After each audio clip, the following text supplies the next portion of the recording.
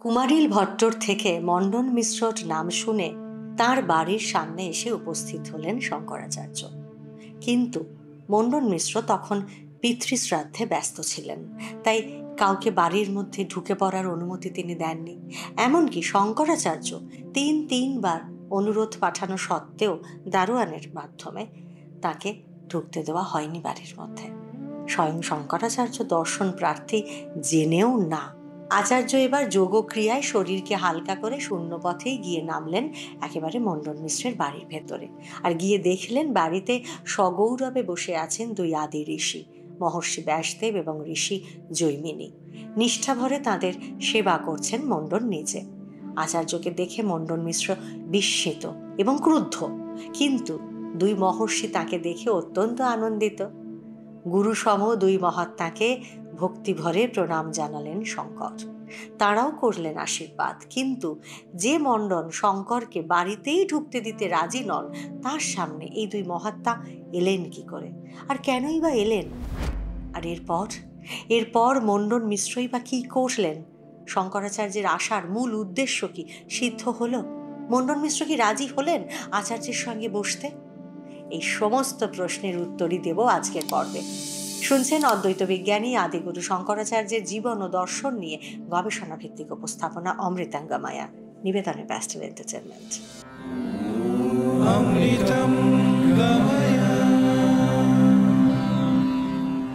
মণ্ডন মিশ্রর মন্ত্র উচ্চারণে অর্থাৎ তার আমন্ত্রণেই তার বাড়িতে এসেছেন মহর্ষি ব্যাসদেব এবং ঋষি জৈমিনী।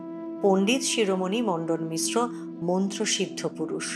বিদেহী ঋষি বা সাধকদের আহ্বান করার নানান মন্ত্র আছে বেদে, জানেন, আর সেই মন্ত্রের নির্দিষ্ট সাধন পদ্ধতিও আছে। মণ্ডন মিশ্র সেই সাধন পদ্ধতিতে সিদ্ধি লাভ করেছিলেন। তাই তিনি যে মহাত্মার মন্ত্র জপ করে তার দর্শন আকাঙ্ক্ষা করেন, সেই মহাত্মাই এসে দর্শন দেন মণ্ডনকে।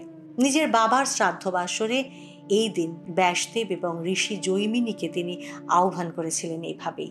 ঋষি জৈমিনীর বেদের কর্মকাণ্ড অর্থাৎ পূর্ব মীমাংসা দর্শনেরই উত্তরসূরি এই মণ্ডন মিশ্র। সে কথা আমরা আগেই আলোচনা করেছি। সেদিক থেকে দেখতে গেলে জৈমিনী ঋষি কিন্তু মণ্ডন মিশ্রর গুরু সম। গুরুকে তো আহ্বান করবেনই। আর কথিত আছে যে জৈমিনী নাকি ব্যাসদেবের শিষ্য, তাই গুরুর গুরুকেও সশ্রদ্ধ আমন্ত্রণ জানিয়েছেন তিনি। মন্ত্রসিদ্ধ মণ্ডন মিশ্রর আহ্বানে তাই তারা দুজনেই এসেছেন। আরও এক সূক্ষ্ম কারণ নিশ্চয়ই আছে, জানেন। ব্যাস ঋষির আদেশেই তো কুমারিল ভট্টের সঙ্গে বিচার করতে গিয়েছিলেন শঙ্কর, মনে আছে নিশ্চয়ই। মৃত্যুপথযাত্রী কুমারিল ভট্ট তাকে নিজের সার্থক বিকল্প মণ্ডন মিশ্রের কাছে পাঠিয়েছেন। আর ব্যাসদেবের তো একথা অজানা নয়, থাকার কথাও নয়, কারণ তার বরেই তো শঙ্করাচার্যের জীবনে আরও 16 বছরের আয়ু যোগ হয়েছে। তার প্রচার কাজও শুরু হয়েছে ব্যাসদেবের আদেশেই। সুতরাং শঙ্করাচার্যের এই ক্রিয়াকর্মের প্রতি কৃষ্ণদ্বৈপায়ন ব্যাস সম্পূর্ণরূপে সজাগ। আর মণ্ডন মিশ্রর এই আসরে ব্যাসদেব আর জৈমিনী ঋষি না থাকলে শঙ্করকে কি সমাদর করতেন আত্মগর্বী মণ্ডন মিশ্র? কত যে অন্ধকার পাপে তাকে ডুবতে হতো কে জানে। বোধহয় আসন্ন সেই অন্ধকারকে রোধ করতেই শ্রাদ্ধ বাসরে আগে থেকেই উপস্থিত হয়েছিলেন এই দুই ঋষিকুল চূড়ামণি। শঙ্করকে দেখেই রাগে অন্ধ হয়ে গেলেন মণ্ডন মিশ্র, ভুলে গেলেন সমস্ত শিষ্টাচার। তীব্র স্বরে তাকে জিজ্ঞেস করে বসলেন, কুতমুণ্ডী, অর্থাৎ কোথা হতে এলে তুমি মুণ্ডিত মস্তক? শঙ্কর কিন্তু এবার এক আশ্চর্য বিরল ঘটনা ঘটিয়ে বসলেন আবারও। রাগে অগ্নিবর্ণ গৃহস্বামীর সামনে অত্যন্ত শান্ত এবং কিছুটা কৌতুক মিশিয়ে সরাসরি পরিহাস করতে শুরু করলেন আচার্যদেব। শঙ্করাচার্য সাধারণত শান্ত, গম্ভীর, স্তব্ধ, কোনো রকম চাঞ্চল্য কখনো তার মধ্যে নেই। বালক বা কিশোর সুলভ কৌতূহল একেবারেই আবাল্য সন্ন্যাস জীবনে অনুপস্থিত। কিন্তু সেই তিনি এবার দুর্জয় জ্ঞানী মণ্ডন মিশ্রের ক্রোধের জবাব দিচ্ছেন কৌতুকের সঙ্গে, তাও আবার দুই ঋষির সামনে। কারা না? ব্যাসদেব এবং জৈমিনী। মণ্ডন মিশ্র যে বললেন কুতমুণ্ডী, অর্থাৎ এই মুণ্ডি শব্দের অর্থ হল মুণ্ডিত মানে যিনি মুণ্ডিত মস্তক, সোজা বাংলায় যার মাথা কামানো হয়েছে তিনিই মুণ্ডি। সন্ন্যাসীকে এই শব্দ দিয়ে আসলে মণ্ডন মিশ্র একটু তুচ্ছ করলেন, একটু অবজ্ঞাই দেখালেন বলা যেতে পারে। আর এই শব্দটির ওপর জোর দিয়েই শঙ্করাচার্য শুরু করলেন তার কথার উত্তর দিতে। মণ্ডন মিশ্রর কথা শুধুমাত্র শব্দরূপ ধরেই তুমুল পরিহাস শুরু করলেন শঙ্করাচার্য। কুতমুণ্ডি অর্থাৎ কোথা হতে মুণ্ডি, এই প্রশ্নের উত্তরে শঙ্করাচার্য বলছেন গলদেশ হতে, অর্থাৎ গলা থেকে মুণ্ডিত বা কামানো। তাতে মণ্ডনের রাগ আরো দ্বিগুণ বেড়ে গেল। এবার তিনি জিজ্ঞাসা করলেন, কোথা থেকে মুণ্ডিত হয়েছ জানতে চাই না, জিজ্ঞাসা করছি জায়গার কথা, পথের কথা। শান্ত আচার্যের কণ্ঠে এবারও সূক্ষ্ম কৌতুক দেখা দিল। তিনি বললেন, পথ কি আপনাকে কোনো কথা বলেছে? রাগে উন্মত্ত মণ্ডন এবার শালীনতার শেষ সীমাও পার করে ফেললেন। সন্ন্যাসীকে যে প্রশ্ন কখনো করতে নেই, এবার তিনি সেটাই করে বসলেন। তুমি কি সুরাপিত? কৌতুকী শঙ্কর এবার এই পিত শব্দেই উত্তরের বাণ ছুড়লেন। সুরা বুঝি পিত, অর্থাৎ সুরা বুঝি পিত বর্ণের? মুণ্ডনের আর কোনো ভদ্রতাবোধ অবশিষ্ট রইল না। দুই মহর্ষি যে বসে আছেন সে কথাও তিনি ভুলে গেলেন। অত্যন্ত কর্কশ ভাষায় আচার্যকে অপমান করে বসলেন। আচার্য কিন্তু তখনও নীরব নিশ্চল হয়ে দাঁড়িয়ে রইলেন। এবার আর চুপ করে থাকতে পারলেন না সেই দুইজন মহামতি ঋষি। ধিক্কার দিয়ে উঠলেন ব্যাসদেব স্বয়ং। বললেন, সন্ন্যাসী বিষ্ণুতুল্য, তাছাড়া শাস্ত্র বলেন অতিথি নারায়ণ। ইনি একে সন্ন্যাসী তাই অতিথি, এর যথোচিত সমাদর করা উচিত তোমার। এবার জ্ঞানে ফিরলেন মণ্ডন মিশ্র। মাথা নিচু করে ক্ষমা চাইলেন শঙ্করাচার্যের কাছে। পাদ্য অর্ঘ্য দিয়ে পুজো করলেন তার। এবার বুঝি চূর্ণ হলো মণ্ডনের দম্ভ। শব্দ নিয়ে এই শানিত পরিহাসের তীক্ষ্ণ তীর ছাড়া শব্দসিদ্ধ মণ্ডন মিশ্রকে আর বোধহয় কোনো কিছু দিয়েই চূর্ণ করা যেত না। আর এইভাবেই মণ্ডন মিশ্রের সকল অহংকার ভেঙে গেল তীব্র কষাঘাতে।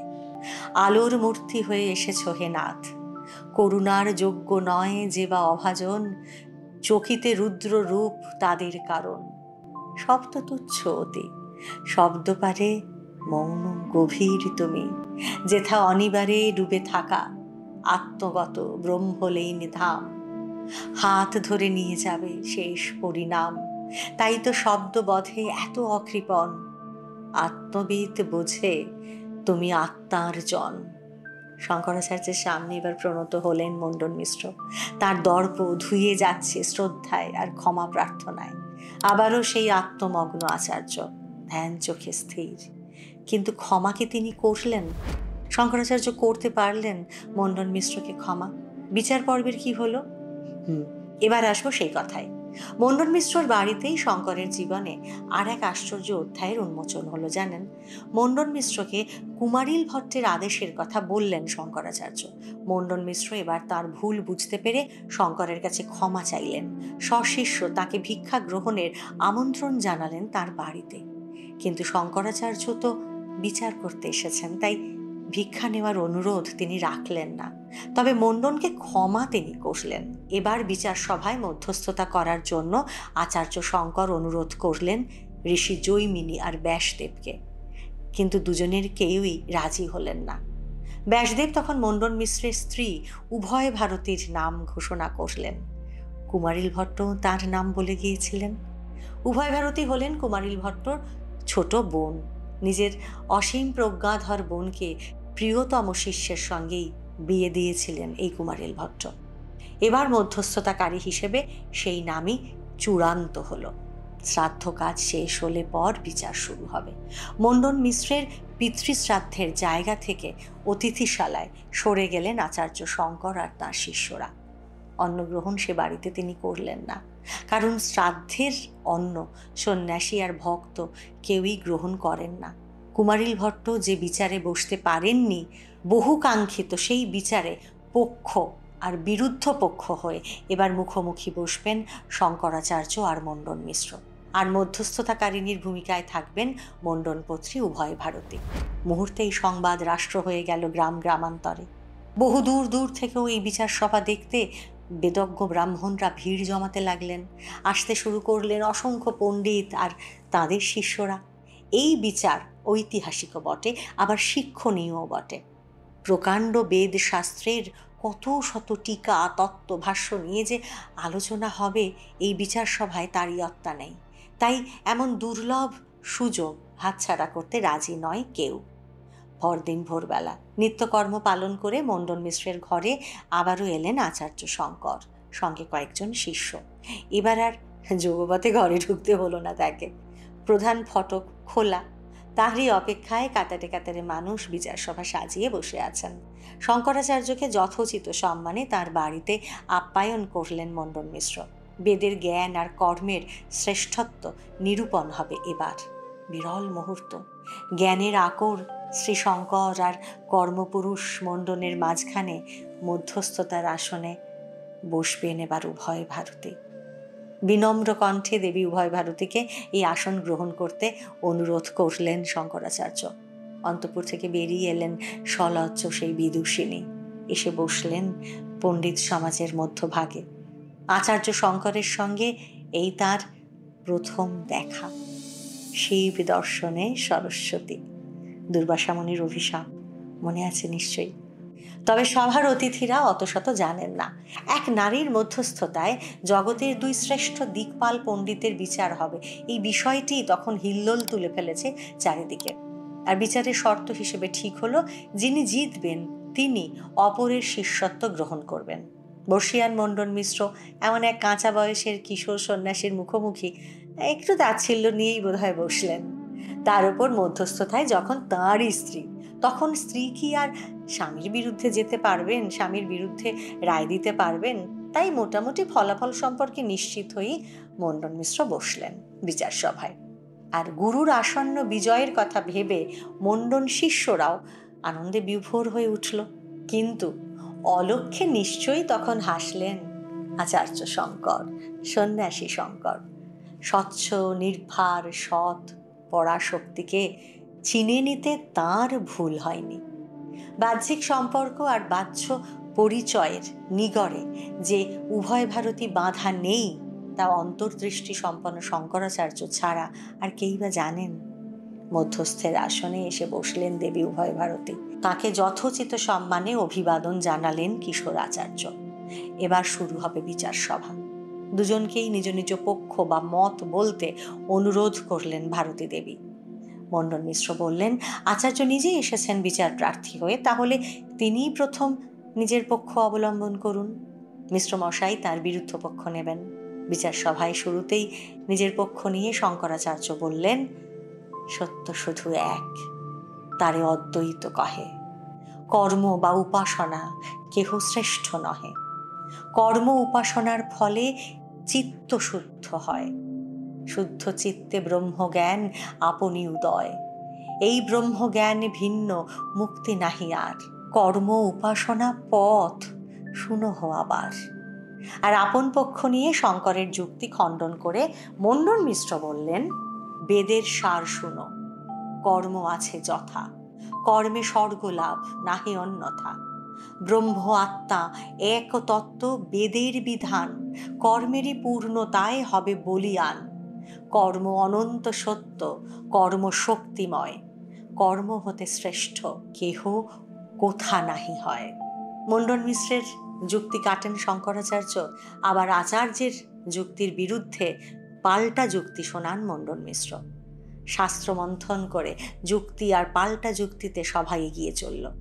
জটিল থেকে জটিলতর, কঠিন থেকে কঠিনতর হয়ে উঠল বিচার সভা। সকাল গড়িয়ে প্রায় দুপুর চলে এলো। বিচারের আর নিষ্পত্তি হয় না, কেউ কাউকে প্রভাবিত করতে পারেন না। মধ্যস্থের আসন থেকে এবার উঠে দাঁড়ালেন দেবী উভয় ভারতী।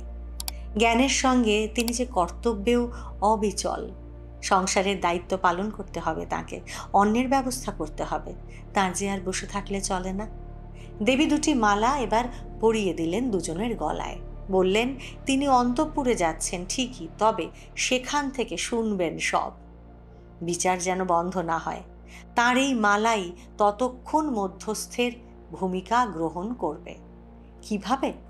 যার গলার মালা শুকিয়ে আসবে, বিচারে তার ভূমিকাই দুর্বলতর বলে ধরে নিতে হবে। বুঝতে হবে তিনি এবার পরাজিত হতে চলেছেন। এখানেই দেবী উভয় ভারতীর আশ্চর্য ক্ষমতা, জানেন। দেখুন, তিনি চলে যাচ্ছেন অন্তঃপুরে, ঘরের কাছে, কিন্তু সেই সাংসারিক কাজ করতে করতেও তিনি শুনে যাবেন এই কঠিন জটিল বৈদিক বাদ বিবাদ। ভাবলে আজও গায়ে কেমন কাঁটা দেয় না? জ্ঞান, একাগ্রতা আর নিষ্ঠা তার কোন পর্যায়ে ভাবুন একবার। যে নিষ্ঠা নিয়ে তিনি কঠিনতম বৈদিক বিচারের মধ্যস্থতা করেন, সেই একই অবিচল নিষ্ঠা নিয়ে তাকে গৃহকর্তব্য করতে দেখা গেল। এটি হলো যথার্থ আধ্যাত্মিকতা। প্রাচীন ভারতের এই আধ্যাত্মিক জীবন শুধুই যে সন্ন্যাসীরা দেখিয়েছেন তা কিন্তু নয়। দেবী উভয় ভারতীর মতো সংসারীরাও আধ্যাত্মিকতায় কম বড় নন। পরবর্তীকালে উপনিষদের মূল বাণী হিসেবে ধর্ম এবং কর্মের যে নিপুণ মিশ্রণ তৈরি করেছেন স্বামী বিবেকানন্দ, তার পূর্বতন নজির এই উভয় ভারতী দেবী। বেদের ধর্ম বনাম কর্মের দ্বন্দ্বে তিনি স্বয়ং দুই ধারারই নিখুঁত সমন্বয়। বেদ জানে যে ভেদ নাহি করে, যাকে ছেড়ে যা খুঁজছ দুই আছে ঘরে। জ্ঞান হলে ধরা দেবে দৃষ্টির কাছে, পরমার্থেও সেই অর্থই আছে। আমরা বরং আবার বিচার সভায় ফিরে আসি, বলুন। নয়তো বলবেন এই হলো শাওলির দোষ, একটা কথা বলতে বলতে খালি অন্য কথায় চলে যায়। না, আমরা সত্যি এবার আবার ভারতী দেবীর কথাতেই আসি। তো ভারতী দেবী তো উঠে গেলেন রান্না করতে। তার দেওয়া মালা গলায় পরে তুমুল বিচারে তখনও মত্ত হয়ে রইলেন আচার্যদেব এবং মিশ্রমশাই। এদিকে দুপুর গড়িয়ে বিকেল ছুঁই ছুঁই সেদিনের মতো সভা শেষ করলেন উভয় ভারতী। কারো গলার মালাই কিন্তু তখনও শুকোয়নি। তাই ঠিক হলো আবারও পরের দিন ভোর থেকেই বিচার শুরু হবে। এবার কি হবে? কার যুক্তি ফুরিয়ে আসবে এবার?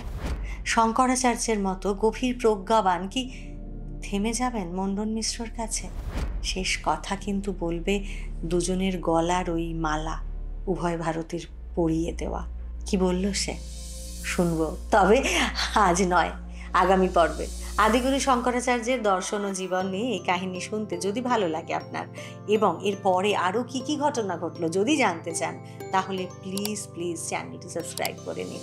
আবারও ফিরে আসছি এই উপস্থাপনা নিয়ে আগামী শুক্রবার, আর অবশ্যই তার আগে মঙ্গলবার মহুয়াকে সঙ্গে নিয়ে আসছি ঠাকুর ও মায়ের কথা নিয়ে একটা জমিয়ে আড্ডা দিতে আপনার সঙ্গে। ততক্ষণ আমাদের সঙ্গে থাকুন আর শুনতে থাকুন শুধুমাত্র pastel entertainment presence pastel spiritual, আপনার আমার সকলের ভালো থাকার ঠিকানা।